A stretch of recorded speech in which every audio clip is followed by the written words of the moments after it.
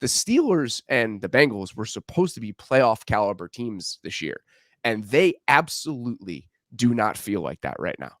No, the Bengals feel just listless. I mean, we can't even rely on the defense, and they only can do so much anyways. And it's just, but this offense can't. I mean, it's toothless. I mean, not only just plays that are down the field and everything, even underneath throws. If Burrow has to move just even a step back, and he feels like, okay, I have to throw this with a little bit of oomph, they can't accomplish that. No. So everything has to be pristine, and they're not. No, it's just tough. I will say this: rewatching that game and rewatching a few Titans defense game, because they're legit, is that like Jeffrey Simmons should be up there for defensive player of the year. Like, he's on the short list right now. He is playing phenomenal football right now. I was going to say that the play we're seeing from the Bengals offensive line is uncertain to be the least. Or yeah.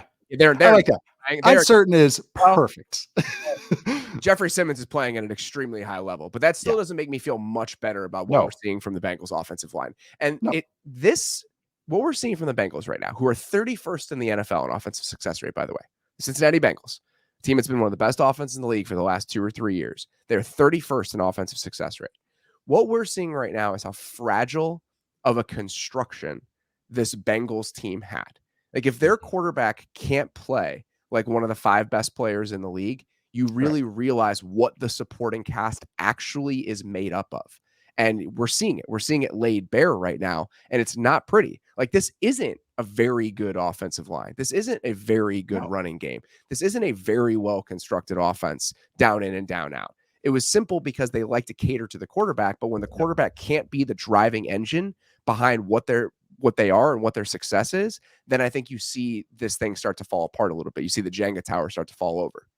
And it's like Burrow was the easy button for this offense. Like other offenses, there's not a lot of nakeds. There's not a lot of just like, well, there's some screens, but they use the same personnel on most snaps. They barely use motion. They barely use tempo. And so when you have you're not built with easy buttons, which is kind of cool that you do kind of a high wire act, and it's sweet that you do it. But when the offense is the quarterback, when he's touching the ball and influences 50 of your 60 plays, 48 of your 64 plays, like, that's a big deal when he can't do that. Yeah. That's so much. He handles the ball. Like, that's why the quarterback is so important, is they touch the ball every play, but especially with a Joe Burrow type offense where he is dictating, he is the orchestrator of this offense. He is the point guard.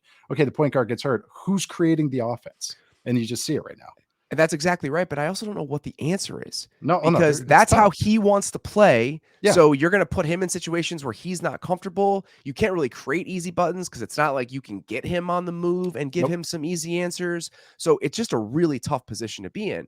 I understand what the offense looks like. I understand why it looks like that. I don't understand why the defense is playing as poorly as it is. Yeah. They're 26th in defensive success rate right now. Titans had 23 first downs in this game. They were 8 of 13 on third down. They averaged 6.5 yards a play.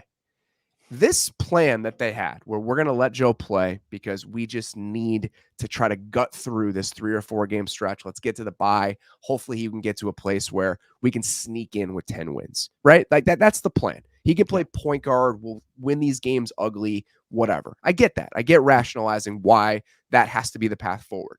But a necessary part of that, a necessary component of it, is your defense keeping you in these games. So if you're going to take that away, then the rest of the plan falls apart. And at 1-3, looking the way they look right now, especially the way they look today, it really does feel like we're heading down that path. Yeah, you see the other teams playing in these tough games for their offenses is that the defense is creating or defense is doing enough. But that's what the Bengals have done the last couple of years. It's just, as excited as we get about the offense and we love the defensive game plans, it's always a complimentary football. And now you're just taking it away. And now they're not getting put in good spots. The Bengals are also going 3 and out a bunch. So that's just exhausting for these defenses time and time again. And they're not getting in good situations. It's just, they took out the bottom card. And they play the Cardinals this week. They go Seahawks, and then they get the bye. And it's like, oh my God, get us to the bye.